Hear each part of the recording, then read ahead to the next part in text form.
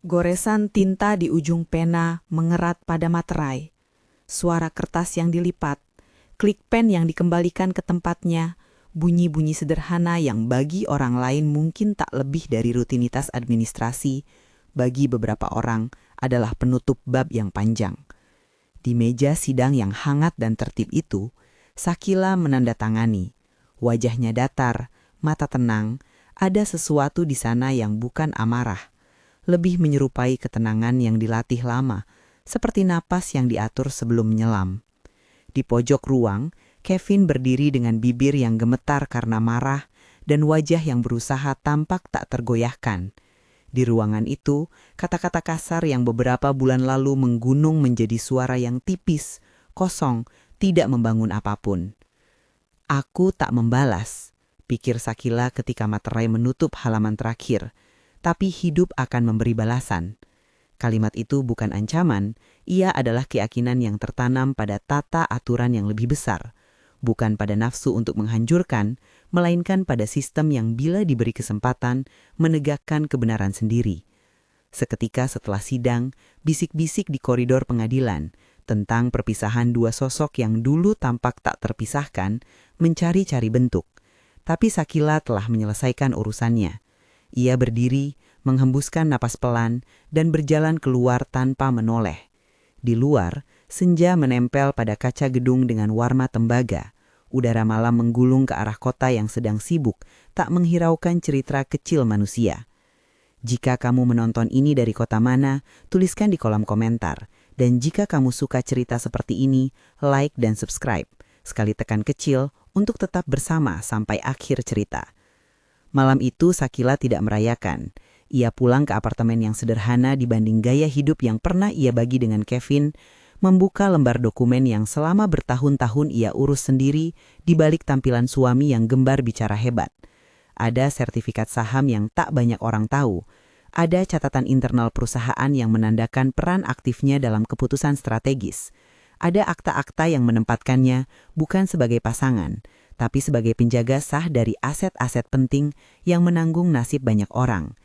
Kenangan-kenangan kilat muncul, bukan dari rasa dendam, tetapi dari ketajaman ingatan profesional. Cara Kevin tertawa ketika mengatakan akan mengambil alih, dan bagaimana ia melenggang ke dalam pertemuan dewan seperti raja kecil yang baru menemukan mahkotanya. Bagaimana Tiara, dengan rambut yang selalu tampak sempurna, menempel pada lengannya, tertawa dengan nada yang membuat beberapa orang menoleh setengah iri. Semuanya tampak seperti pagelaran, kemewahan, gelas kristal, musik yang menutupi ketidaknyamanan. Sakila menaruh ponsel di meja.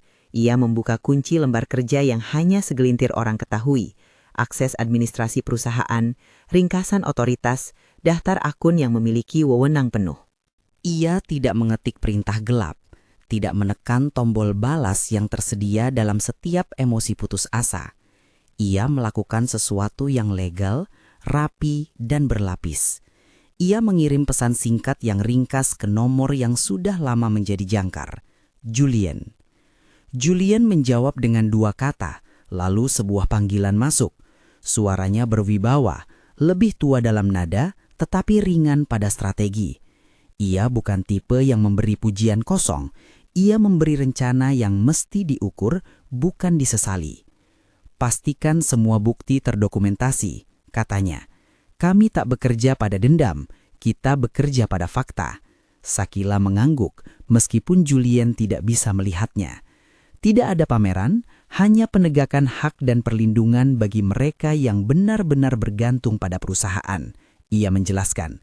Kita lindungi pekerja, investor, dan reputasi yang nyaris tercemar. Langkah pertama, yang bagi sebagian orang terkesan dingin, adalah menegakkan wewenang administratif yang memang sudah ada dalam anggaran dasar perusahaan, pembekuan akses manajerial yang sedang disalahgunakan. Tidak ada retorika, tidak ada bisikan kriminal, hanya surat resmi yang ditandatangani oleh pemilik sah, langkah-langkah tata kelola yang berfungsi sebagai rem bagi tindakan yang merugikan pihak lain.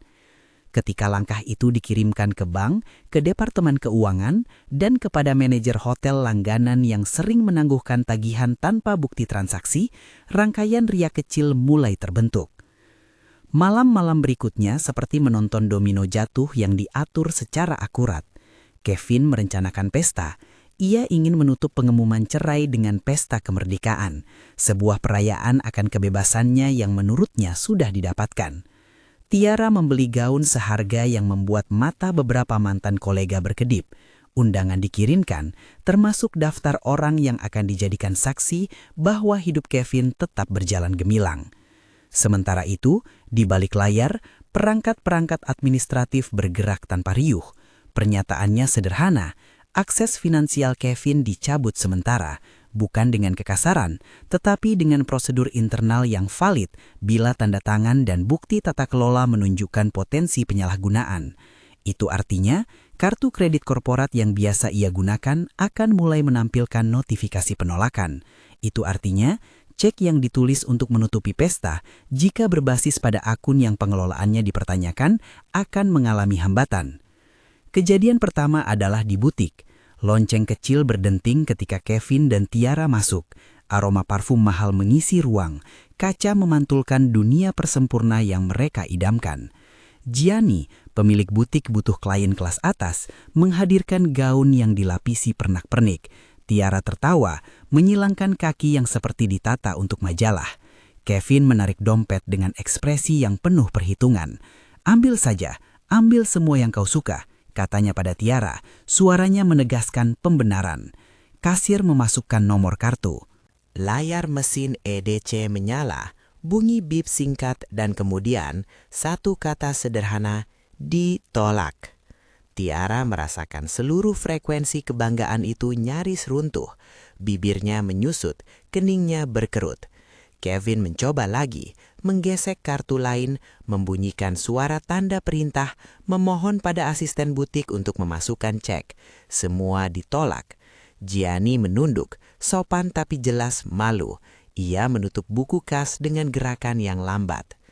Di luar butik, deru kota seolah menegaskan keterasingan baru mereka. Telepon Kevin tidak berhenti. Ia menelepon manajer keuangan yang selama ini bermain-main dengan angka untuk menutupi defisit. "Ini salah sistem," gumamnya di telepon. Suaranya keras agar terdengar seperti kontrol. Manajer itu, seorang pria yang biasanya tenang, terdengar seri. "Pak, ada permintaan pembekuan dari pemegang saham mayoritas. Kami sedang konferensi dengan bank." Satu persatu toko yang biasa menjadi pangkalan pesta Kevin menolak. Di showroom mobil mewah, salesman yang biasanya merendah kini menatap ke layar yang mengatakan hal yang sama. Transaksi tidak dapat diproses sampai ada klarifikasi formal. Di hotel bintang 5 yang ia pilih untuk pesta, bagian reservasi menutup buku sementara menunggu bukti pembayaran yang valid, bukan karena kekejaman, tetapi karena proses audit ketat yang diterapkan karena adanya indikasi penggunaan fasilitas di luar prosedur. Setiap bip mesin EDC, setiap layar merah yang memaparkan ditolak, menimbulkan gema malu yang menjalar ke dalam jiwa Kevin. Dulu ia bisa mengatasi, membeli ketenangan dengan cek kosong yang selalu ditutup dengan tarikan pena di belakang panggung. Kini panggung itu goyah. Di antara pengusaha di lingkarannya ada bisik-bisik, di antara investor ada kerut dahi, di media sosial ada notifikasi kecil yang mulai muncul. 1-2 akun gosip menuliskan tanpa konfirmasi bahwa manajemen keuangan keluarga itu sedang bermasalah. Tiara mendapati dirinya terpaku, bukan karena malu atas harga gaun, melainkan karena ia baru menyadari bahwa harga itu selalu dibayar oleh skema yang rapuh. Kevin di malam-malam itu berubah, sesekali marah, lebih sering panik. Ia nelepon ibu, seorang wanita kelas atas yang masih percaya pada nama besar keluarga, begitu lirih, memohon. "Ini hanya salah pengertian," katanya. Ibunya dengan nada dingin yang baru bertanya apakah ia pernah berpikir bahwa ada konsekuensi dari tindakan cepat tanpa izin. Kevin menutup telepon dengan tangan yang gemetar. Ina, mantan sekretaris yang kini bekerja di divisi lain, mengirim pesan singkat meminta klarifikasi keuangan. Kevin membalas dengan suara yang lebih rendah daripada biasanya, memohon waktu yang sebelum ini tak pernah ia minta. Sementara itu, Sakila duduk di ruang kerja kecilnya, menonton panorama kehancuran kecil itu dengan keengganan yang aneh. Ia tidak gembira melihat pria yang pernah dicintainya merana. Ia hanya puas melihat mekanisme yang adil bekerja. Ada karyawan yang harus diberi gaji. Ada proyek yang harus diselesaikan. Ada klien yang harus diyakinkan bahwa perusahaan bukan mainan ego satu orang. Ia mengingat wajah-wajah itu, meja-meja kerja yang kosong saat liburan, keluarga yang hidup dari upah bulanan. Di bawah nama besar itu, ada rutinitas yang rentan jika dikelola oleh kesombongan. Kata-kata "kita lindungi pekerja" bukan sekedar klausa moral bagi Sakila. Itu adalah strategi etis yang ia jalankan. Julien bekerja lambat dan rapi. Ia mengadakan pertemuan dengan bankir yang dulu akrab dengan Kevin dan perlahan-lahan menata ulang komunikasi publik agar terdengar netral tapi jelas. Kami tidak bermaksud mengadili di muka umum, ia mengatakan pada wartawan yang mendapat undangan resmi. Kami hanya mematuhi ketentuan korporasi. Tidak ada kata-kata dendam di sana. Ada istilah-istilah halus, audit forensik, klausa indemnity, aliran dana yang mesti diklarifikasi. Untuk penonton awam, istilah itu mungkin sulit. Julien menerjemahkannya dengan kesabaran, mengatakan bahwa klausa indemnity itu seperti persetujuan yang menempatkan pembebanan kerugian pada tanda tangan jika tanda tangan itu menaruh perusahaan pada resiko. Bukan hukuman, tetapi konsekuensi logis. Kabar tentang audit itu merembes ke komunitas usaha. Investor mulai meminta laporan tambahan. Beberapa pihak menunggu dengan napas terbahan karena investasi mereka mungkin rentan. Media bukan hanya gosip yang awalnya mengatakan dana keluarga bermasalah, tetapi media ekonomi yang mencari fakta mulai mengamati. Mereka menulis soal perlunya transparansi dalam manajemen keluarga korporasi, soal bagaimana sistem internal bisa mencegah penyalahgunaan. Di sini, tanpa sorak-sorai atau pawai, hidup mulai memberikan balasan terhadap perilaku yang menempatkan kepentingan pribadi di atas tanggung jawab yang lebih besar. Kevin yang sampai hari itu selalu membuka malam seperti panggungnya sendiri, kini menyadari bahwa panggungnya bisa kehilangan lampu. Ia mencoba mencari dukungan. Beberapa rekan lama menundukkan kepala, beberapa lain menawar bantuan tapi dengan syarat. Tiara yang pada awalnya terpaku pada kemarahan kecil, kini merasakan dunia berputar di sekelilingnya. Ia mulai melihat, mungkin untuk pertama kali, dampak dari bergantung pada penampilan. Kepanikannya berkata kasar pada staf PR mereka, yang hanya bisa menepuk dada dan berjanji yang tak selalu mungkin ditepati. Kita akan cari sponsor, kata mereka. Kita akan minta. Namun setiap kalimat itu mengandung kata yang sama, syarat. Di sisi lain ada pekerja yang bertanya-tanya apakah gaji bulan depan akan tetap datang. Ada vendor catering yang menahan invoice. Ada anak-anak panti asuhan yang beberapa bulan lalu menerima sumbangan rutin yang kini perlu penjadwalan ulang karena rekening ditinjau. Sakila memikirkan ini sampai lama. Ia tak ingin kemenangan menjadi pameran kosong. Ia menelpon kepala SDM menanyakan prioritas pembayaran gaji dan vendor yang paling rentan. Kita utamakan yang paling terdampak, katanya. Dan kita akan alokasikan dana darurat dari cadangan yang memang disiapkan untuk situasi seperti ini. Ia menaruh tangan pada dokumen yang menandakan bagaimana dana itu akan didistribusikan dengan rencana, tidak dengan emosi. Ada momen-momen ketika Kevin tampak hampir runtuh, ketika tagihan listrik di rumah megahnya ditarik kembali untuk verifikasi, ketika supir pribadinya menolak menerima cek yang biasa ditandatangani Joe, nama yang kini tak bisa lagi diandalkan. Ia pergi ke kantor pusat perusahaan untuk berdebat, namun satpam yang dulu membuka pintu dengan anggukan hormat, kini memintanya menunggu karena ada pertemuan dewan. Kevin mengetuk pintu ruang rapat dengan tangan yang bergemetar, mendengar suara-suara yang tidak lagi berbaris di belakangnya dengan loyalitas buta. Pada titik ini, cerita mereka sudah tidak lagi sekedar soal dua orang yang berpisah. Ia menjadi pelajaran tentang tanggung jawab ketika nama dan posisi menjadi jembatan yang menanggung banyak hidup lain. Sakila tahu semua itu. Ia pernah melupakan sebagian ketika muda, ketika cinta bisa membuatnya lunak. Kini ia kembali ke posisi yang dipilihnya, bukan untuk membalas, bukan untuk menghancurkan, melainkan untuk menata ulang.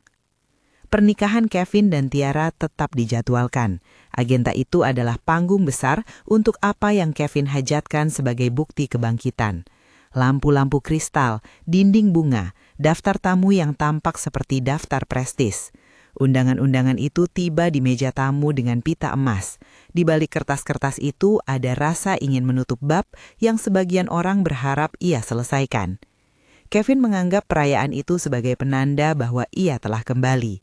Tiara, yang sejak awal haus akan pengakuan, memanfaatkan gaun yang menutup hampir seluruh rasa malu yang kini mulai muncul. Malam hari menjelang pesta, lalu lintas menuju ballroom yang dipenuhi lampu menciptakan perasaan upacara. Pelayan terakhir menata piring, teknisi audio memeriksa speaker, fotografer berdiri menunggu momen ketika pasangan itu akan melangkah ke lantai tarian. Kamar belakang dipenuhi suara tawa yang dikondisikan, selera yang dibuat sempurna oleh manajer acara. Kevin mengenakan setelan yang baru, tersenyum pada cermin, berusaha menampilkan keyakinan. Di balik cermin, cahayanya sedikit memantul, mengaburkan garis-garis wajah. Julian hadir di antara tamu, bukan sebagai pengganggu, tetapi sebagai wajah formal yang mengikat segalanya dengan protokol. Ia mengenakan jas gelap, tidak mencolok, namun kehadirannya menimbulkan rasa keseimbangan. Sekelompok pengacara duduk tak jauh, memegang folder tebal. Ada pula beberapa investor yang pernah menjadi saksi bagaimana perusahaan bertumbuh. Mereka menahan nafas, menunggu, bukan karena ingin melihat Kevin jatuh, melainkan karena mereka perlu melihat hasil dari tata kelola yang kini diuji. Sakila sendiri memilih tidak duduk di barisan depan. Ia datang lewat pintu lain, satu langkah di belakang. Tubuhnya dibalut mantel yang sederhana, namun berkualitas. Penanda seseorang yang tidak perlu pamer untuk dihormati. Ia berdiri di belakang sebuah pilar, menonton. Di tangan kirinya, ia memegang amplop kecil yang tidak dimaksudkan untuk publisitas. Daftar alokasi darurat untuk sejumlah karyawan dan program beasiswa untuk anak-anak pekerja. Tampak samar di wajahnya senyum yang tidak keras, hampir seperti pengakuan. Pekerjaannya baru saja dimulai kembali. Di lorong, Tiara berbisik pada Kevin. "Jangan khawatir, ini akan jadi malam paling indah." Kevin membalas dengan tawa yang terpaksa. Di ruang kontrol, beberapa teknisi layar dan proyektor memeriksa. Mereka belum mengetahui kejutan yang sudah diatur oleh tim legal. Mereka hanya tahu apa yang mereka lihat di naskah acara. Tamu mulai berdatangan. Bunyi sepatu di lantai marmer menciptakan ritme. Pelayan memikul nampan berisi minuman berkilau. Di bawah permukaan glamor itu, ada sesuatu yang mulai bergetar. Telepon Kevin berdering dengan nomor yang tak dikenalnya. Nomor media yang ingin konfirmasi. Ada juga pesan dari beberapa vendor yang menuntut kejelasan soal pembayaran. James, manajer acara, mengerutkan dahi. Ia melihat daftar pembayaran yang tak selesai di layar tablet. Dalam 1 detik, wajahnya berubah dari profesional menjadi cemas. Ia menelpon Kevin. Jawaban yang didapat hanyalah penundaan. Ketegangan meningkat secara halus. Sebuah gaun yang terlambat datang, meja yang salah susun, selembar invoice yang lupa dilunasi. Di mata tamu, semuanya masih sempurna. Hanya petugas di balik panggung yang tahu ada benang yang putus di beberapa sisi. Di antara tamu ada bisik-bisik tentang siapa yang membayar apa. Ada juga desas-desas bahwa ada masalah internal. Tapi desas-desus itu masih kalah dengan gema musik orkestra yang mulai mengalun. Sakila berdiri, menyesap minuman yang disodorkan pelayan tanpa tergoda. Ia memandang ke arah lantai dansa, ke arah pintu yang akan dilalui Kevin dan Tiara. Di dalam dirinya bukan ada rasa puas yang berapi. Ada penegasan lemah lembut bahwa langkah-langkah yang diambil adalah demi sesuatu yang lebih besar. Stabilitas, tanggung jawab, dan pemulihan bagi mereka yang benar-benar dirugikan. Ia tahu dampak moral sebuah pementasan publik. Ketika kebenaran muncul, tidak perlu sorak-sorai yang berlebihan. Keadilan menemukan panggungnya sendiri, dengan lantang namun tanpa kebencian. Di mejanya, Julian mengangkat telepon ke telinga dan menatap layar. Sebuah pesan singkat, "Siap." ia mematikan alat komunikasi dan melangkah ke pintu, seperti sutradara yang mengetuk panggung.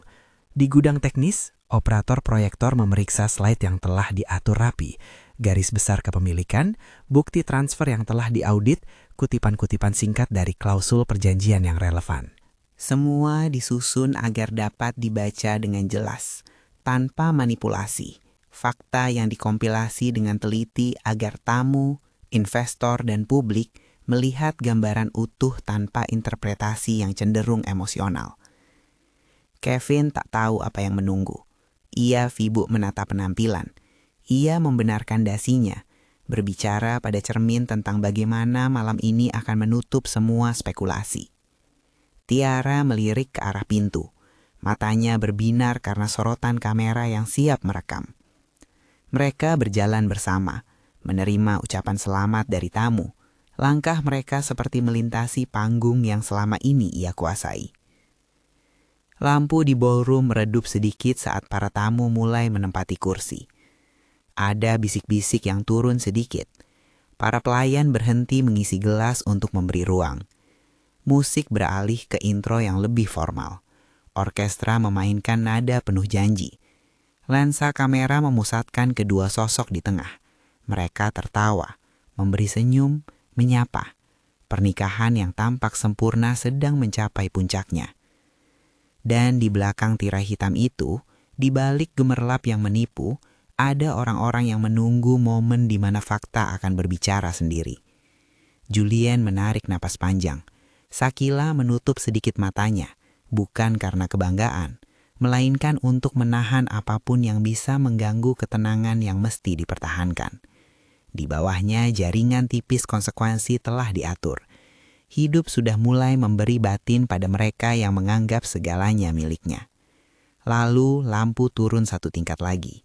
Musik menahan, lalu berhenti.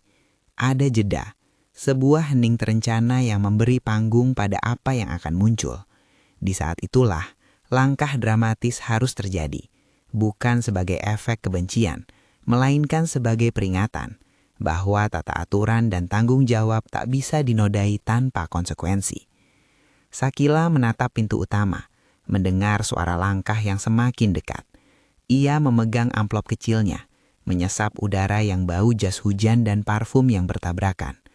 Di luar, kota melanjutkan kesibukan. Di ruangan itu, semuanya menunggu. Lampu siap menyorot, kamera siap merekam, panggung sudah diatur. Dan di antara tamu, dinding yang terlihat rapuh menahan napas. Lampu berhenti menyorot, keheningan menyelimuti ballroom seperti kain tebal yang menutup suara. Di kursi-kursi yang tadi penuh gelak tawa, kini ada jeda napas yang tunggu. Di belakang pilar, Sakila menahan suara napasnya agar tidak menandai momen. Di ruang kontrol, Julien memberi isyarat halus pada operator proyektor. Satu gerakan, seperti sutradara menandai adegan. Layar putih di belakang panggung berkedip, lalu perlahan menampakkan garis-garis hitam, bagan kepemilikan grup Cakrawala, panah-panah yang menghubungkan nama-nama dengan persentase, dokumen-dokumen yang disertai tanggal dan stempel digital. Lampu sorot fokus pada layar, wajah-wajah menoleh. Di layar, tulisan besar muncul, sederhana dan lugas, pemegang saham mayoritas, hak dan tanggung jawab. Di bawahnya, tampak nama yang selama ini terlupakan oleh publik. Nama yang tidak sering muncul dalam foto keluarga di majalah gaya hidup, Sakila Putri. Bukan alasan pamer, tetapi fakta yang selama ini tersimpan dalam akta dan notulen rapat. Gambar bergeser, menampilkan kutipan dari anggaran dasar, klausul pengelolaan wewenang dan ketentuan saat terjadi penyalahgunaan.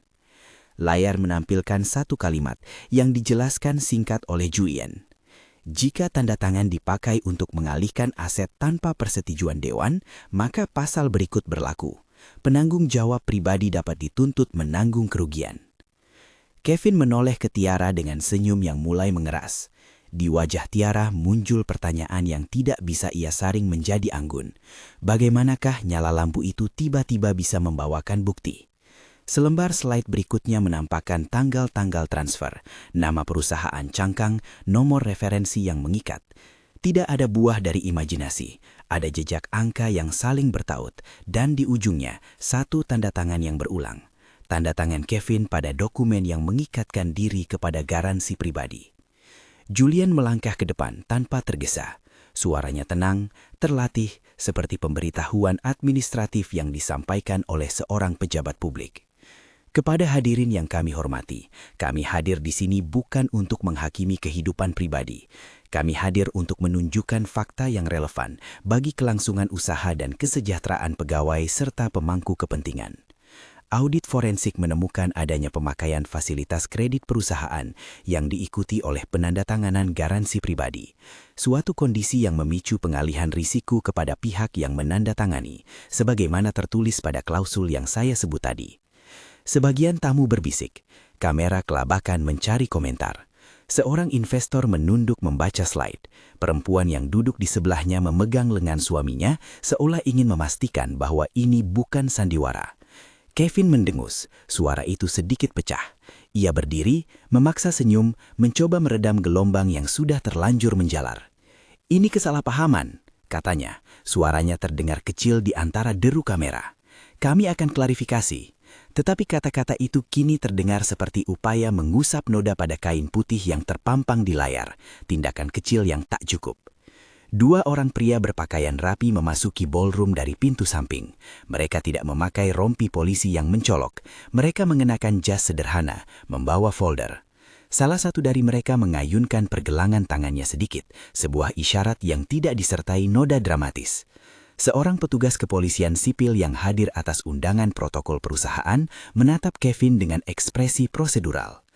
"Tuan Kevin, kami memiliki permintaan untuk pemeriksaan terkait beberapa transaksi. Mohon ikuti kami," katanya, tanpa kemarahan, hanya formalitas yang mematuhi protokol. Kevin menatap mereka dengan mata yang tercekak. Sebuah bisikan mulai mengembang di antara tamu. Tiara menatap meja, bibirnya bergetar. Ia meraih tangan Kevin dengan cengkraman yang berharap dilepaskan sebagai pegangan selembut mungkin. Namun, tangan Kevin tidak menanggapi. Ia tahu, di balik senyumnya yang sering tak jujur, ada kedudukan yang kini sedang runtuh. Ketika polisi mengeluarkan dokumen resmi dan menyampaikan bahwa anggota penyidik dari unit ekonomi sedang menunggu di kantor untuk pemeriksaan lanjutan, Kevin mencoba menolak.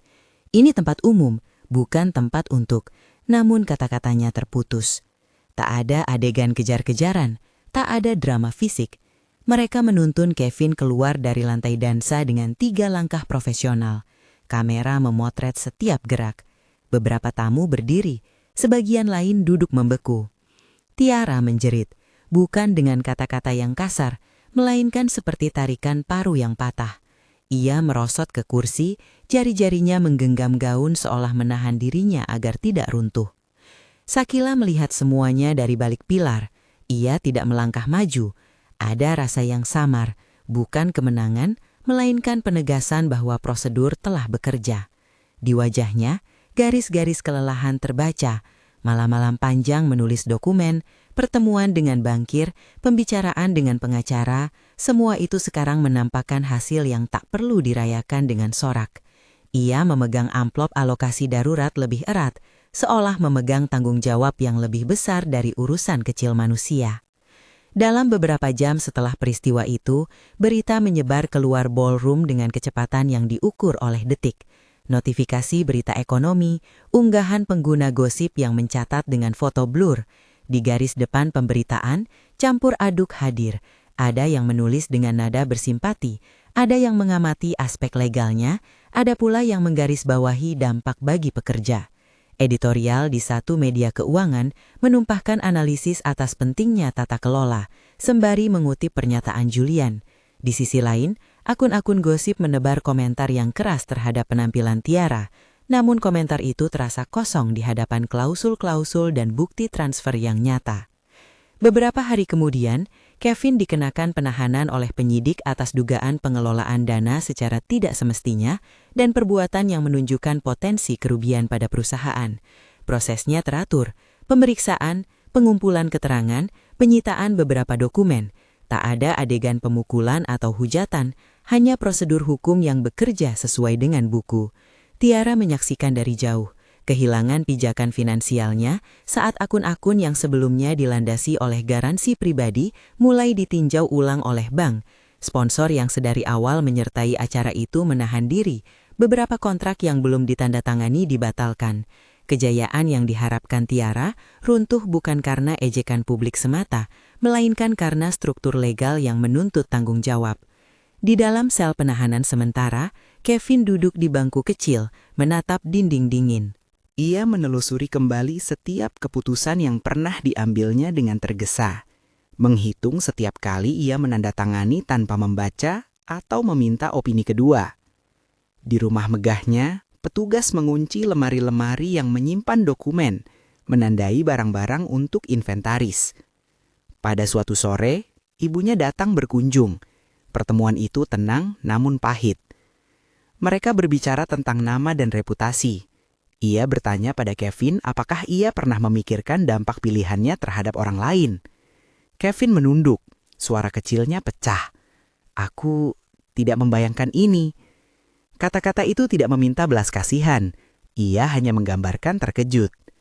Sementara itu di kantor pusat grup Cakrawala, Sakila memimpin rapat darurat.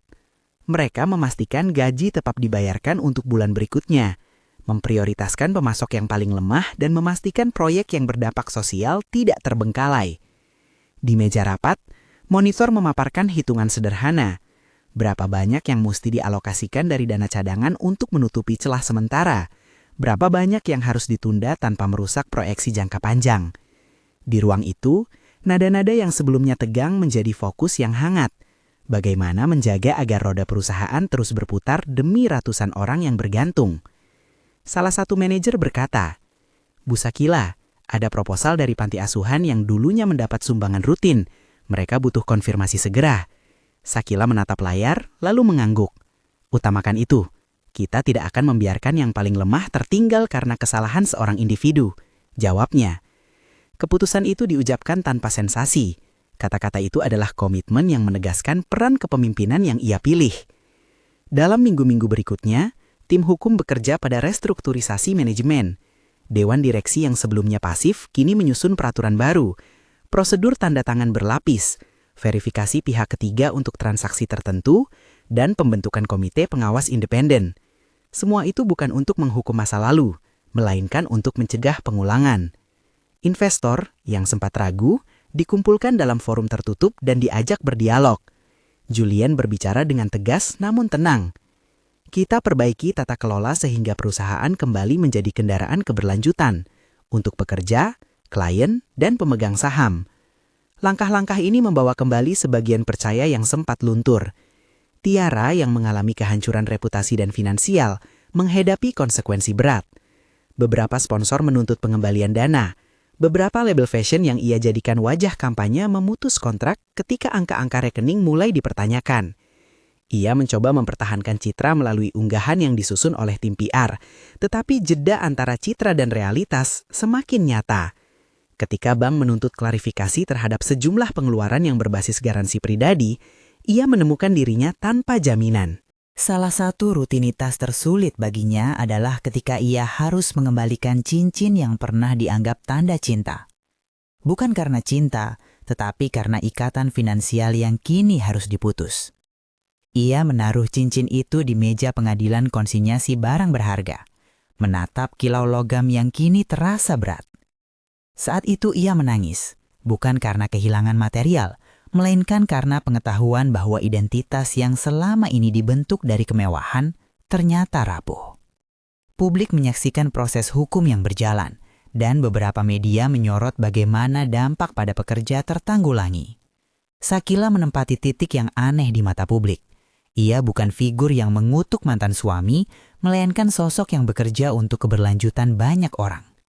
Di antara komentar-komentar online, ada yang menyebutnya dingin, ada yang memujinya.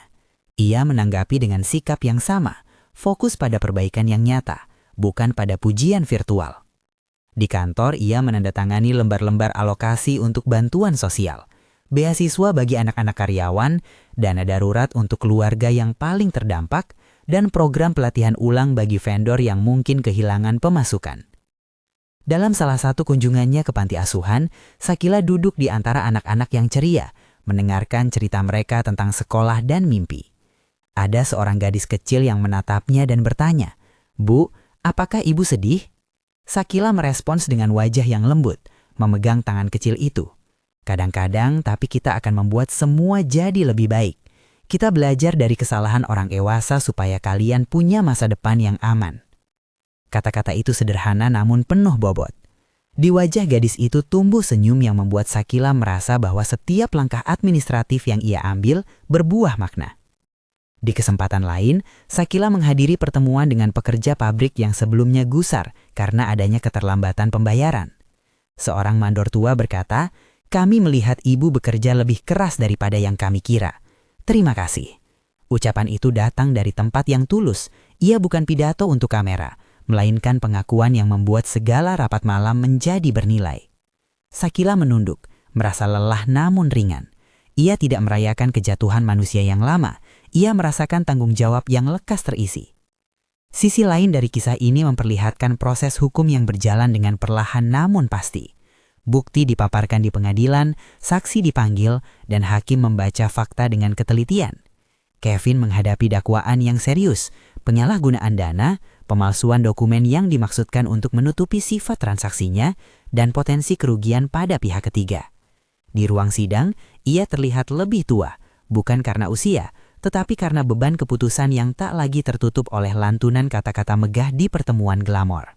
Dalam beberapa kesempatan, para ahli forensik menjelaskan cara penyimpangan itu terjadi. Namun, mereka tidak menyampaikan petunjuk teknis. Mereka hanya menyingkap pola.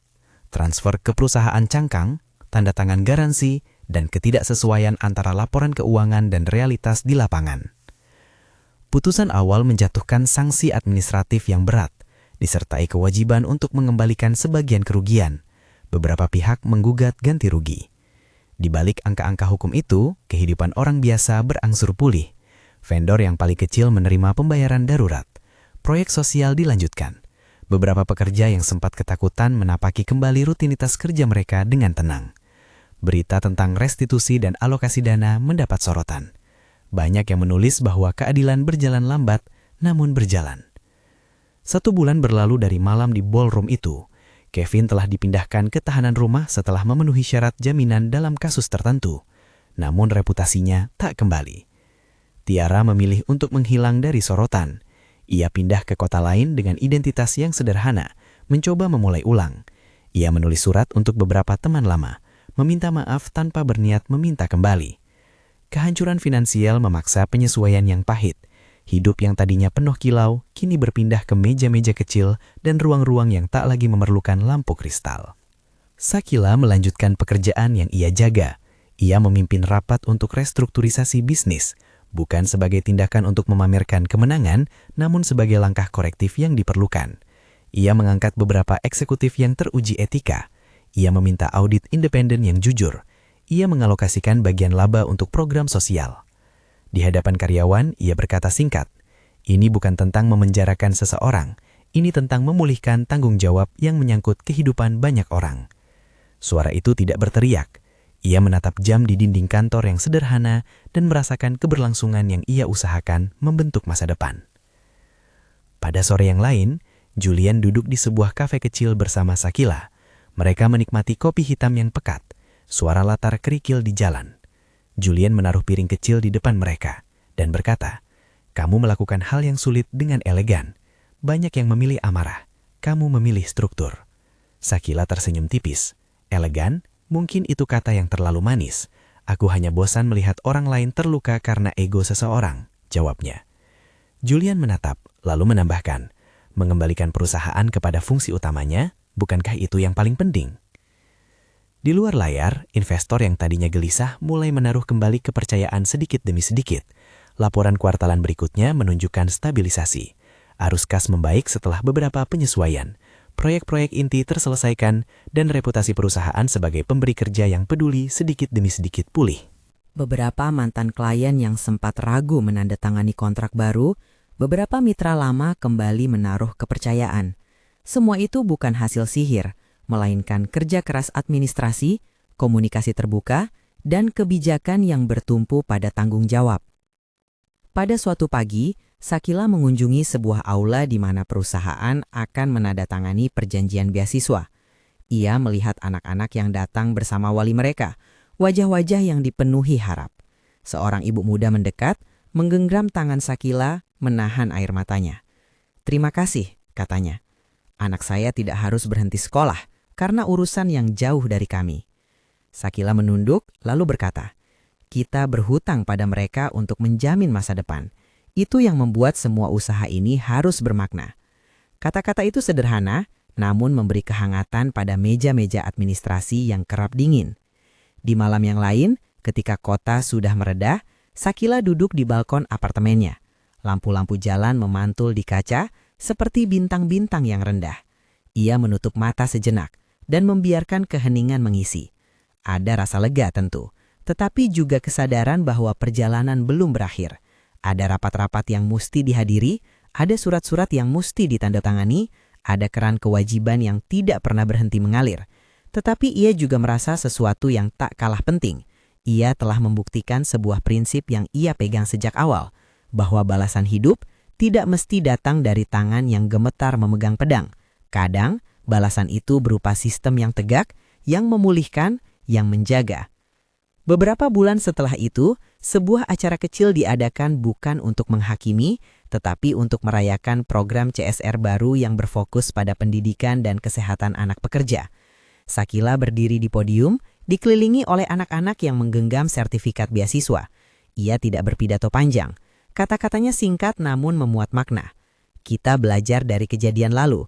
Kita melakukan koreksi, kita menjaga. Ini bukan tentang siapa jatuh. Ini tentang bagaimana kita menegakkan tanggung jawab bersama. Tepuk tangan datang bukan sebagai sorak, tetapi sebagai pengakuan kecil atas kerja yang tak tampil glamor. Ketika malam semakin larut dan hari-hari bergulir, cerita itu meresap ke kehidupan orang-orang yang terlibat. Beberapa hubungan retak tak pernah benar-benar sembuh. Beberapa reputasi harus dirawat perlahan. Namun ada juga babak baru yang lahir. Staf yang dulu takut kini merasa aman. Proyek sosial yang sempat terancam kini berlanjut. Dan perusahaan yang sempat goyah kini berdiri lebih kuat karena pondasi tata kelola yang diperbarui. Dalam satu fragmen tenang, Sakila membuka laci meja dan menemukan sebuah foto lama. Mereka berdua, ia dan Kevin, di sebuah kantor kecil tahun-tahun awal. Ada senyum muda, mimpi besar, dan kegembiraan yang belum pudar sepenuhnya di pinggiran foto. Ia menatap gambar itu sepotong waktu, merasakan kombinasi nostalgia dan ketegasan. Ia tidak membenci orang yang ada di foto. Ia hanya tahu bahwa cinta dan bisnis adalah dua hal yang berbeda ketika kehidupan banyak orang dipertaruhkan. Malam itu, sebelum ia mematikan lampu, ia menulis satu catatan pendek pada lembar terakhir buku harian yang selalu ia bawa. Kita tidak harus membalas untuk menegakkan kebenaran. Terkadang, cukup membiarkan hukum dan tata kelola berjalan. Hidup punya cara sendiri memberikan konsekuensi yang tak terduga. Ia menutup buku, menaruh pena, dan menatap langit yang kini lebih tenang. Epilog tak hadir dengan bunyi sirene atau sorak-sorai. Ia hadir dalam kelanjutan yang sederhana. Proyek yang berjalan, anak-anak yang tertawa di kelas beasiswa, pegawai yang menerima gaji, dan kebijakan baru yang menjaga agar satu orang atau satu ego tidak lagi bisa mengacaukan banyak kehidupan. Sakila berjalan ke jendela dan melihat lampu-lampu kota. Ada sesuatu di sana yang mirip pada keadilan. Bukan kilau spektakuler, melainkan cahaya yang konsisten dan bertanggung jawab. Di suatu sore ketika sebuah wartawan menanyakan apa yang ingin ia sampaikan kepada mereka yang menonton, Sakila menjawab tanpa retorika heboh. Suaranya lembut, tegas, dan jernih. Kalian mungkin menilai dari luar dan meminta balas. Saya memilih cara lain. Saya memilih struktur, kebenaran, dan perlindungan bagi yang lemah. Aku tak membalas dengan kemarahan. Aku membiarkan hidup, aturan, hukum, dan tanggung jawab yang melakukan balasan itu. Dan itu lebih adil daripada yang kubayangkan. Kata-kata itu mengabari pesan akhir cerita. Bukan tentang menumpahkan dendam, melainkan tentang menempatkan kepentingan banyak orang di atas amarah pribadi. Hidup memberi balasan dengan ketegasan yang tak harus mengorbankan martabat seseorang.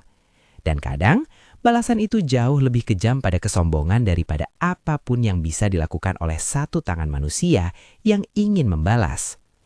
Pada akhirnya, ketika malam menutup kota, Sakila menutup jendela dan menurunkan tirai. Di meja sudut, amplop program beasiswa menunggu penandatanganannya. Ia mengambil pena, menulis sedikit angka alokasi, lalu menaruh pena kembali. Lampu kecil di meja menyala menerangi lembar-lembar yang kini menjadi bagian dari perbaikan. Ia menatap sejenak kertas-kertas itu, menghembuskan nafas yang panjang dan damai, lalu berkata pelan pada dirinya sendiri, bukan pada orang lain. Aku tak membalas, tapi hidup dengan caranya sendiri telah memberinya balasan yang tak pernah ia duga.